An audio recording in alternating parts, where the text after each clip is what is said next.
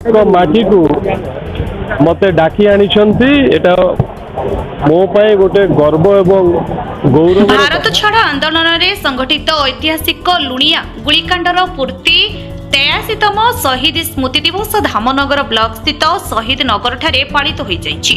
सोमवार संध्यार शहीद स्मृति रक्षा समितिर सभापति उच्च शिक्षा क्रीड़ा और युव सेवा ओडिया भाषा साहित्य और संस्कृति मंत्री सूर्यवंशी सुरज अध्यक्षतार साधारण सभा आयोजित होइथिला। भद्रक सांसद अभिमन्यु सेठी मुख्य अतिथि, विशिष्ट सांबादिक प्रद्युम्न सतपथी मुख्य वक्ता, स्वाधीनता संग्रामी ब्रजकिशोर राउत, भद्रक विधायक सीतांशु शेखर महापात्र, जिलापाल दिलीप राउतराय, पूर्वांचल डीआईजी पिनाक मिश्र, चलचित्र अभिनेता अरिंदम राय सम्मानित अतिथि भाव में जोग देइथिले। भारतीय मुक्ति संग्राम में ओडिशार योगदान एवं अवदान अतुलनीय होइथिला बेले एहार यथार्थ उपस्थापन होई पारि नाही बोली अतिथि वक्ता माने मतव्यक्त करी आजिर समय रे ओडिशा इतिहासर पुनः लिखन आवश्यकता रहिछि कहिथिले। जमक पालन कौशलगटारे 9 जनकर संग्रामी अमर आत्मा जो भाव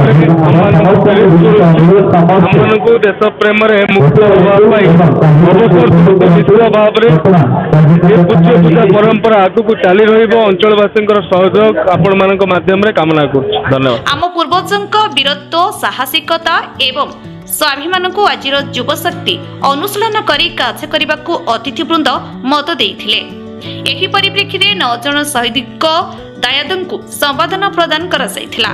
शहीद स्मृति रक्षा समितिर उपसभापति सांबादिक वैकुंठनाथ साहू सभा संचालन करथिले। उपदेष्टा रघुनाथ लेंका अतिथि परिचय देइथिले।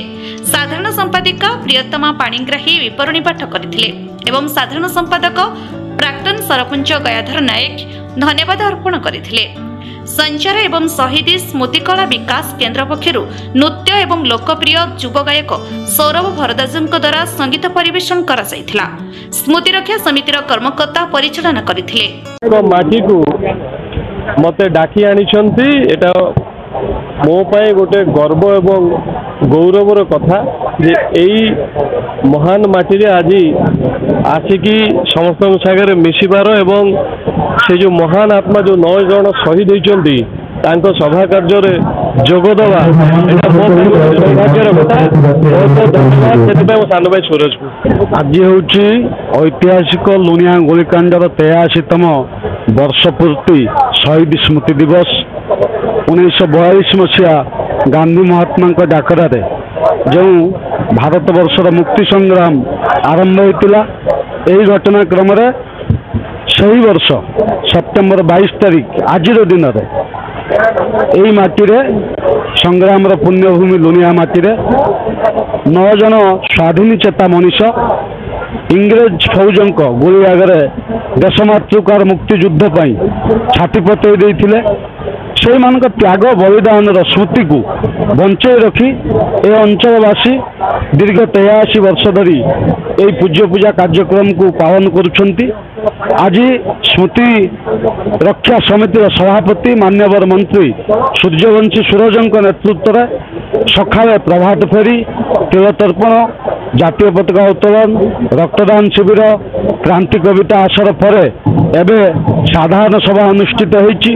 जो सभार ओडिशार अनेक वरेण्य व्यक्तित्व जोग देइचंती एवं 9 जन शहीद संग्रामी परिवार को तांको त्याग पाई तांकर जो आत्मबलिदान पाई आज ये माटी ए कमिटी संबर्धित करिछि तांको प्रणाम जनाइछि एवं विशेष करके समग्र जिला स्तर में जो प्रतिभू मान थिले समानंकर पूजा करछि विद्यार्थी मान को सम्मानित करछि। एइभरि एक भव्य उत्सव आज दिन भरी शहीद नगर माटी रे अनुष्ठित होइछि। धामनगर फिरोज साहू का रिपोर्ट, कोणार्क न्यूज 24।